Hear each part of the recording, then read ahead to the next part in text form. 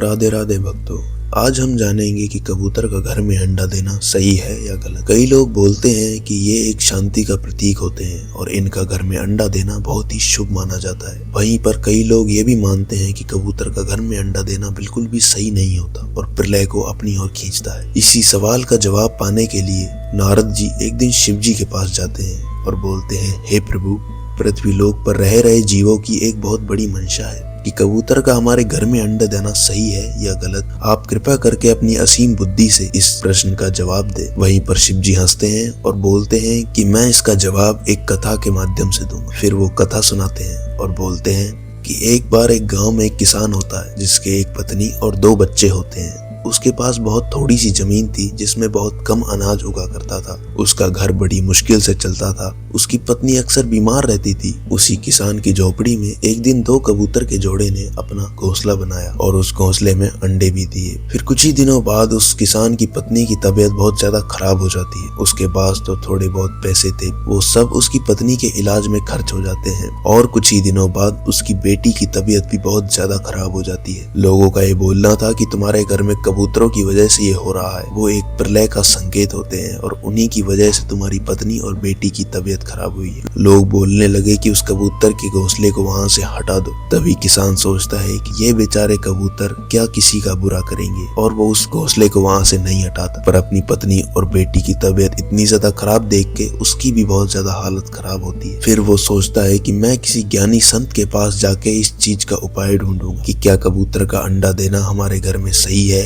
या गलत। तभी योग से एक बहुत ही बुद्धिमान संत उनके गांव में पधारते हैं और वो किसान सोचता है कि मैं अगले ही दिन उन संत से जाके मिलूंगा और इस सवाल का जवाब पाऊंगा। अगले दिन वो किसान उन संत के पास जाता है। वहां बहुत ज्यादा भीड़ लगी होती है, पर वो संत उस किसान की ओर इशारा करता है और उसे बुलाता है और उससे पूछता है कि तुम्हारे जीवन में क्या परेशानी है। तो वो किसान बोलता है कि हे प्रभु, मेरी पत्नी और बेटी की तबीयत बहुत ज्यादा खराब है। जब से मेरे घर में कबूतरों ने अंडे दिए हैं, लोगों का ये बोलना है कि उन कबूतरों की वजह से ही मेरी बेटी और मेरी पत्नी की तबीयत खराब है। आप कृपया करके मेरे इस प्रश्न का उत्तर दीजिए। तभी वो ज्ञानी संत बोलते हैं कि क्या तुम्हारी पत्नी की तबीयत पहले खराब नहीं होती थी? क्या तुम्हारी बेटी की तबीयत खराब होना एक बहुत बड़ा अचंभे की बात है? तुम्हारी बेटी एक मनुष्य है और मनुष्यों का बीमार होना कोई बहुत ज्यादा बड़ी अचंभे की बात नहीं है। तुम्हारी पत्नी की तबीयत पहले भी खराब होती थी और अब भी हुई है। बस बात इतनी है कि उन कबूतरों की वजह से तुम्हें वो फर्क साफ नजर आने लगा है। तुम्हारे दिमाग में वो चीज बैठ चुकी है कि कबूतरों के आने के बाद ये सब कुछ हुआ, पर वो सच नहीं है। तुम्हारी हालत जैसी पहले थी वैसी ही अब है, बस थोड़ी सी और ज्यादा खराब है। ऐसे में उन कबूतरों को दोष देना ठीक नहीं है। कबूतर शांति का प्रतीक होते हैं और उस घर में अंडे देते हैं जहाँ उन्हें सकारात्मक ऊर्जा दिखती है और बहुत ही शांति दिखती है, या फिर उस घर में अंडे देते हैं जहाँ उन्हें बहुत ही ज्यादा रूखापन लगता है और उन्हें लगता है कि उन्हें कोई भी परेशान नहीं करे। कबूतर किसी की जिंदगी के हालातों को नहीं बदलते। जिंदगी जैसे पहले थी वैसे ही अब है।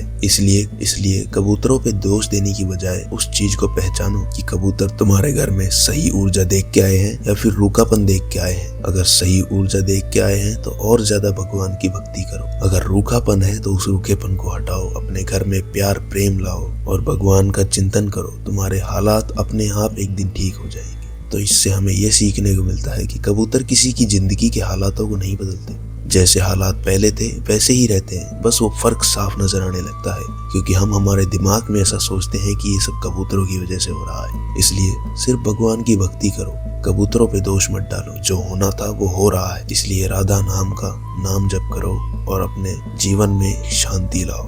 राधे राधे भक्तों।